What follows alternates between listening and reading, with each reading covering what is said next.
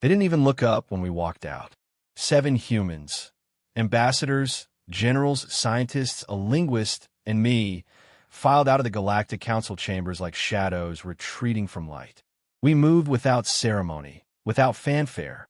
After centuries of holding together the fragile mess of interstellar diplomacy, we were simply done. No final address, no declarations. Just silence. That was the part that unnerved them most. For all their disdain of our noise, our presence, they had grown used to the sound of us, the rustle of movement, the pulse of urgency in our voices. Now they stared straight ahead, pretending our absence meant nothing, pretending they hadn't just made the worst decision of their existence. I was the last to leave. The council chambers towered around me, carved into a hollowed-out asteroid orbiting Eric's prime, a monument to order, unity, and protocol. Gilded emblems from 100 worlds lined the walls, a testament to peace. A peace that we had kept alive with grit, tech, and blood. The seats we vacated still shimmered faintly with the warmth of our departure. No one made a move to fill them. Not yet. Not while the echoes still lingered. The Kalari delegate gave me a sidelong glance. Her species communicated through bioluminescent pulses and pheromonal bursts, and even across species lines I could smell the unease. Good. Let them sit with it.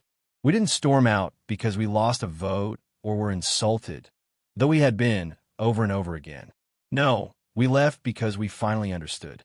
They would never see us as equals. We were the emergency button, the wrench in their kit, the wild card. They admired our adaptability, but feared our unpredictability. And now, having drained every ounce of utility from us, they thought they could discard us. The gravity shuttle took us in silence up to the orbital ring, where the Dauntless waited. Our diplomatic vessel, outfitted with both peace treaties and first strike capability. Because with humanity, you always plan for both. As the station shrank behind us, no one spoke. Not even Admiral Crane, who'd commanded fleets during the Sorn incursion. We didn't need words. The decision was made. We weren't going back. The stars greeted us like old friends as we broke orbit. The Council never asked where we'd go.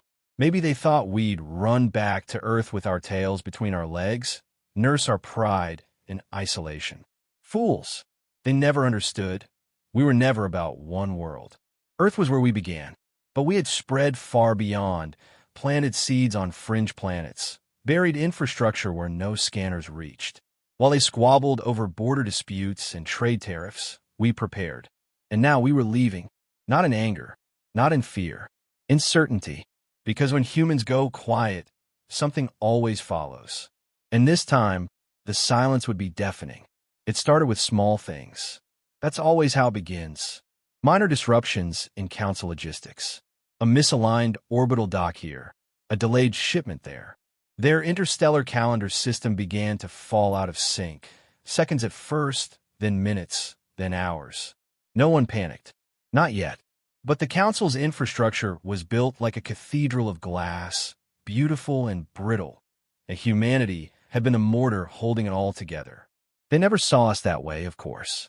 To them, we were just the hands, the techs, the flexible species who could do the dirty work. The council had vision, and we had fingers.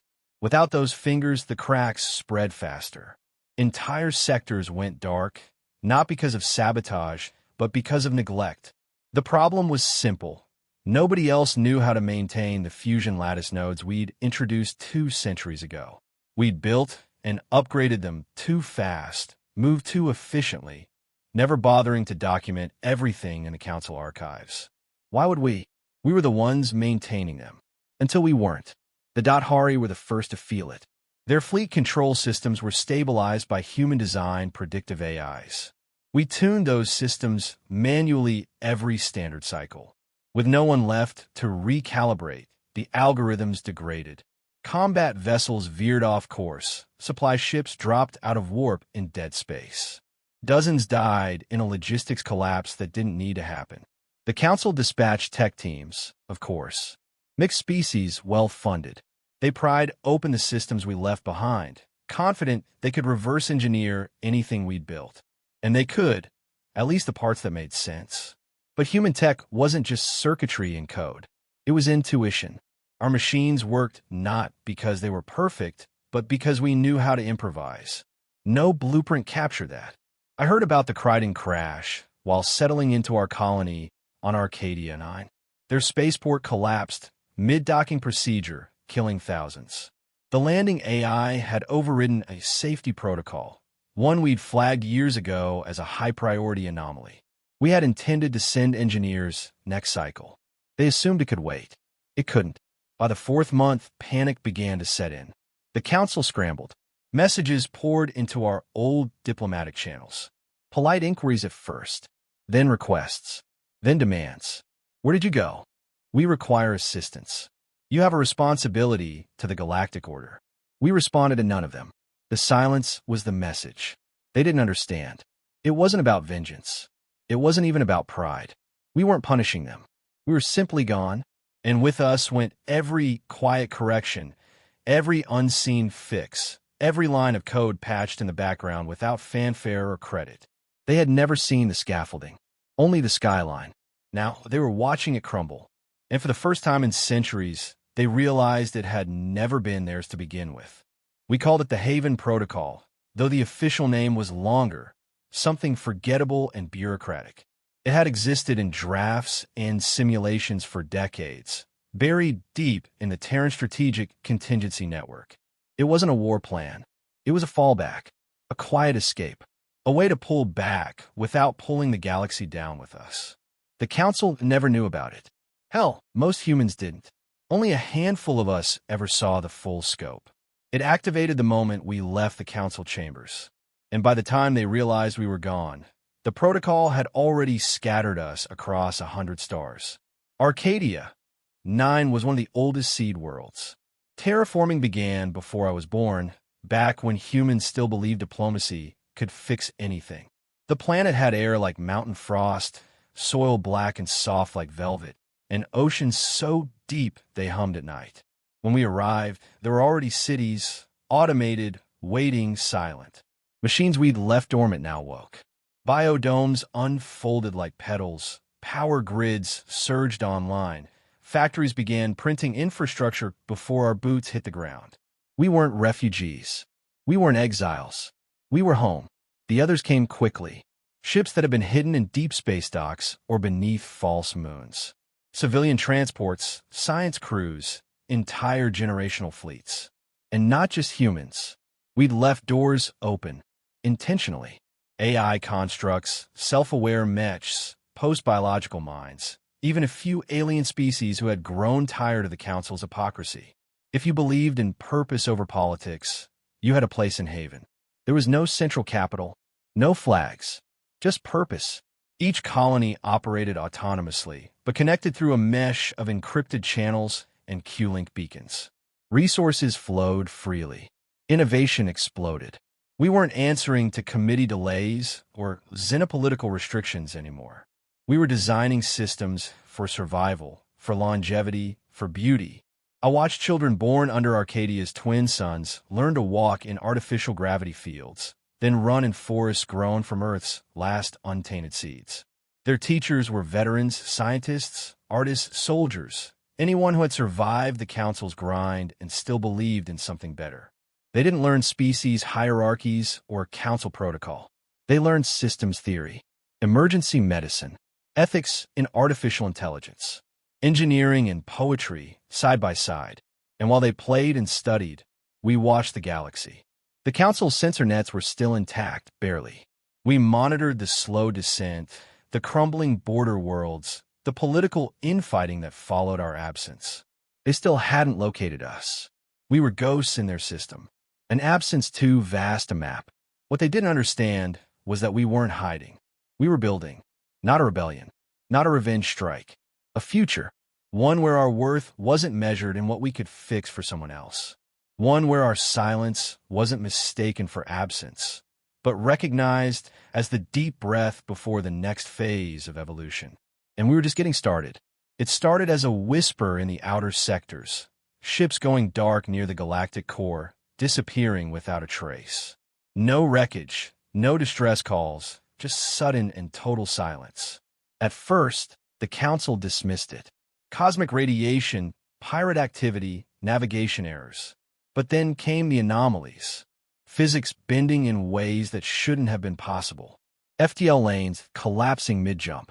Time dilation events in stable regions. Entire research crews reporting decades of subjective experience in what should have been minutes.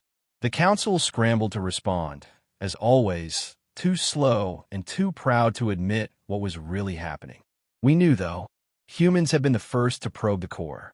Long before we ever joined the Council, back when we were still raw and reckless and brilliant. We had found things. Machines buried in the fabric of space itself. Structures older than galaxies. Sentience without biology. We called them echoes, remnants of something that didn't just predate life, but may have created it. We kept the discoveries classified. We studied them in silence. We feared them, because the echoes weren't passive. They watched. They listened. And sometimes, when we got too close, they answered back. The Council had always wanted access to the core. It was the one frontier we never shared, no matter how many demands they made. They thought we were being territorial, arrogant. But the truth was simpler. We were trying to protect them, from the core, and from themselves. Now, with us gone, they were poking where they shouldn't. They sent research expeditions, armed with tech we'd left behind, half understood and half functional. And when those fleets vanished, they sent military escorts, ships bristling with weapons, as if firepower could negotiate with something that existed outside causality. And still, they didn't stop, until they triggered a response. We saw it. Our hidden observation posts flared with readings we hadn't detected in centuries. Space-time rippled. Energy signatures surged from nothing.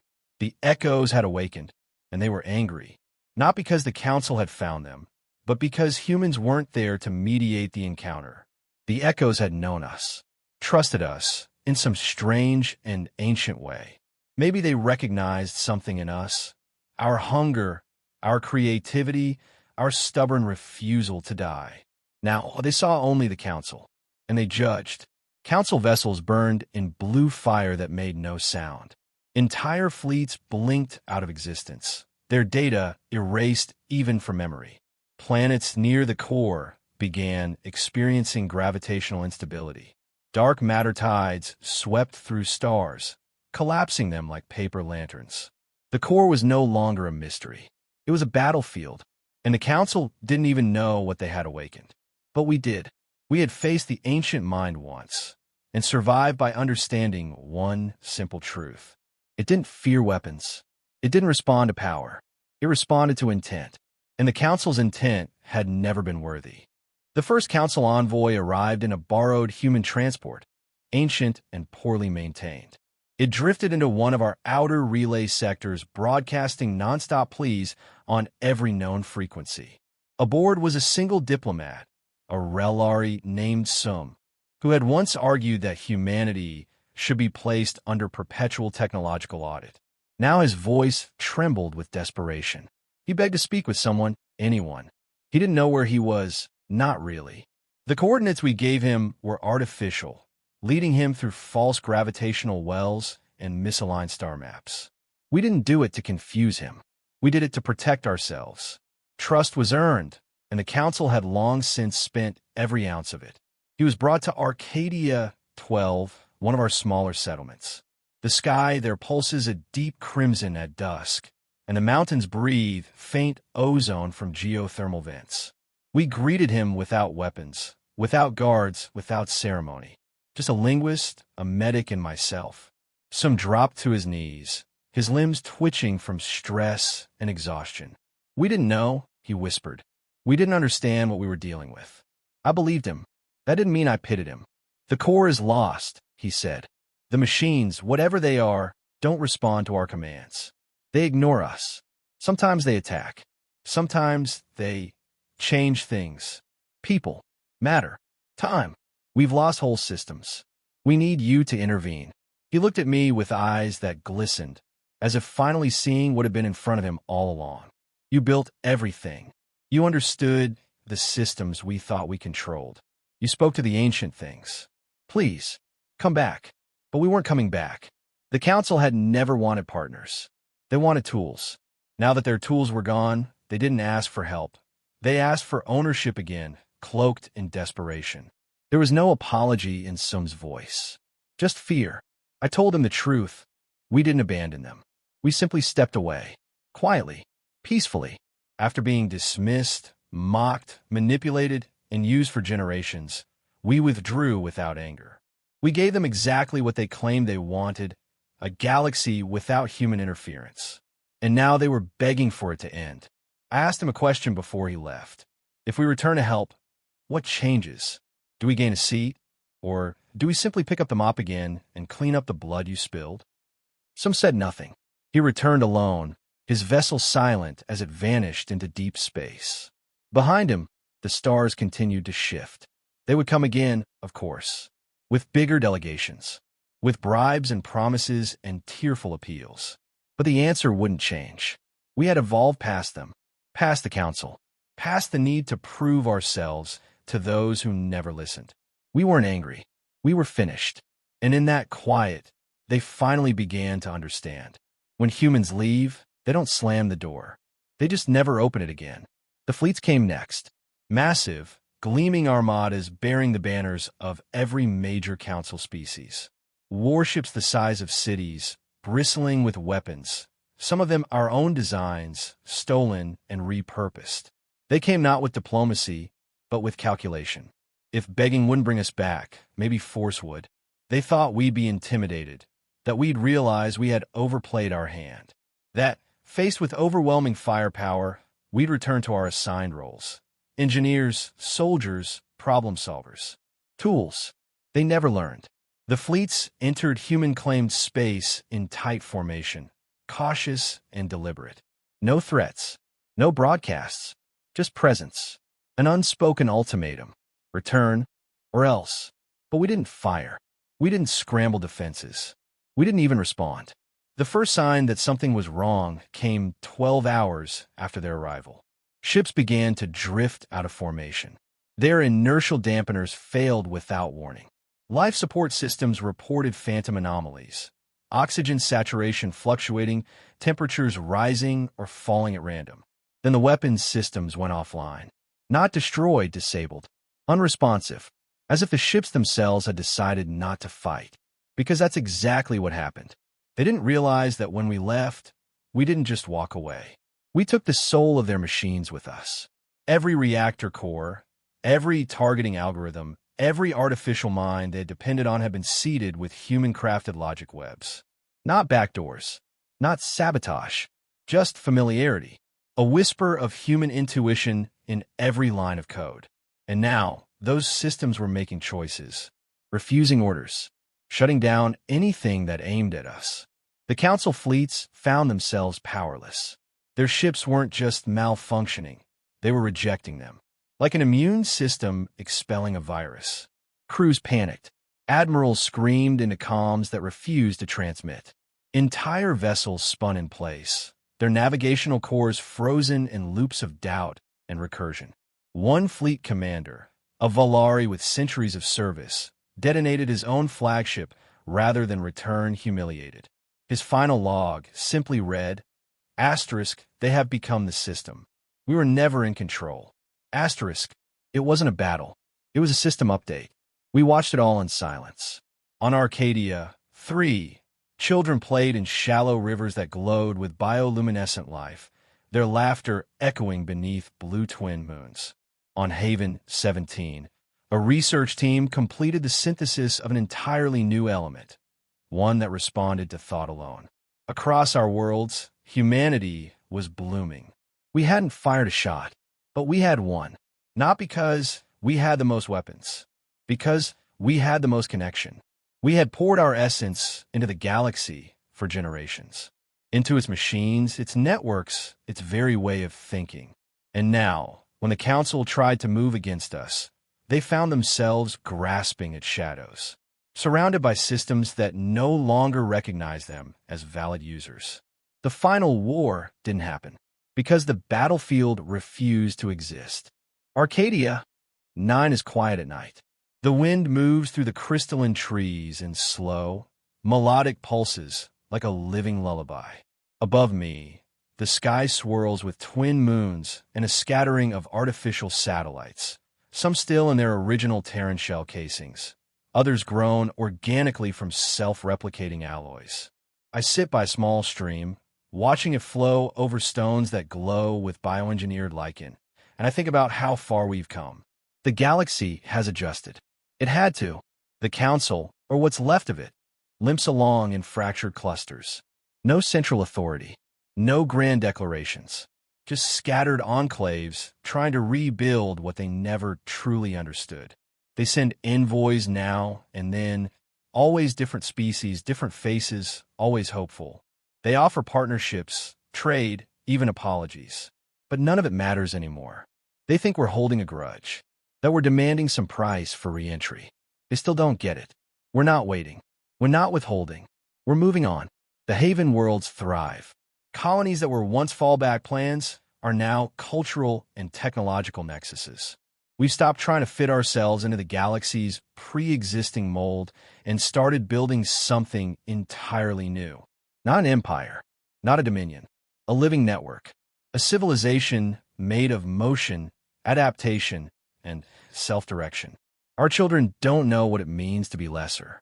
They only know what it means to contribute, to discover, to protect. The ancient minds near the core have quieted. We don't command them. We don't try to. We listen. We offer understanding. And they respond. Sometimes with knowledge. Sometimes with gifts that defy physics. Sometimes with silence. But it's a respectful silence now. The kind you give to someone who has earned their place. We never declared ourselves rulers of the stars. We didn't need to. Influence isn't about declarations. It's about resonance. And we resonate now. Through systems and species, through machines and myths. Even council worlds speak our name differently. Not with fear or scorn, but reverence. Mystery. Awe. I walk through Arcadia's capital, a city of light and wind, half built into living cliffs, half suspended by magnetic fields. A child waves at me, eyes bright with curiosity. She doesn't know what a council is. She doesn't care. Her world is one where science and empathy are taught as twin virtues, where machines sing lullabies and forests are cultivated like gardens of thought. Sometimes I wonder if this is what the Council feared all along. Not our weapons, not our defiance, but our inevitability. Because humans don't just survive. We adapt. We integrate. We become. We left quietly because we didn't need a roar. We didn't need conquest or revenge. Our silence wasn't surrender. It was evolution. And now, in the hush between stars, in the low hum of awakened machines and new life, the galaxy knows what we always did. You don't need to shout to change everything. You just have to walk away and never look back.